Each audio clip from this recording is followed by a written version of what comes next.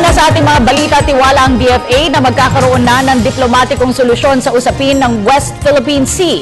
Ito ay matapos dalhin na ng Pilipinas sa International Tribunal for the Law of the Sea ang territorial dispute sa nasabing lugar. Ang detalye sa ulat ni Noel Perfecto. Nagpahayag ng pagtitiwala ang Foreign Affairs Department sa pamamagitan ng pagdala natin sa bansang China sa isang mabuong arbitral tribunal, magkakaroon na rin ng isang mapayapa at matahimik na diplomatikong solusyon na tuluyang magre-resolba sa sigalot sa West Philippine Sea.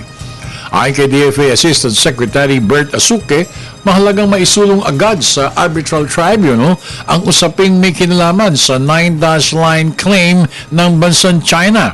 Dahil dito lamang sa isang International Tribunal aniya, mabibigyan ng solusyon ang kontrobersyal na usapin. Itong desisyon na maghain ng reklamo sa China dahil po sa West Philippine Sea ay desisyon po ng presidente ng ating bansa, si President Benigno Aquino III. Siya po ay kinausap din ang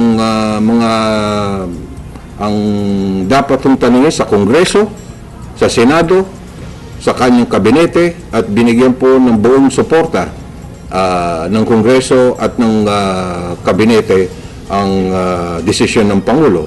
Ipinagdiinan pa ni ASEC Asuke na malakas ang laban ng Pilipinas sa ilalim ng international law dahil dito ay may paglalaban o madedepensa ng bansa ang national interest at maritime domain kung saan inaasahan na dito rin ang magiging great equalizer ang arbitral tribunal. Umaas ang kagawaran na mananaig pa rin na magandang pakikitunguhan na magkabilang panig ang Pilipinas at China anuman ang kalalabasan ng 4 na taon na pagdidesisyon hinggil sa maritime disputes anuman ang magiging nito. The Department of Foreign Affairs and the Solicitor General are implementing the President's decision.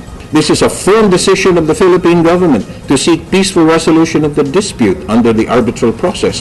Dahil dito, inanyayahan ni Asuke ang lahat na magsama-sama at makiisa sa dalangin na sana ay magiging maayos at matahimik ang gagawing pag-aaral ng arbitral tribunal sa darating na panahon upang tuluyan na magkaroon ng katahimikan sa West Philippine Sea.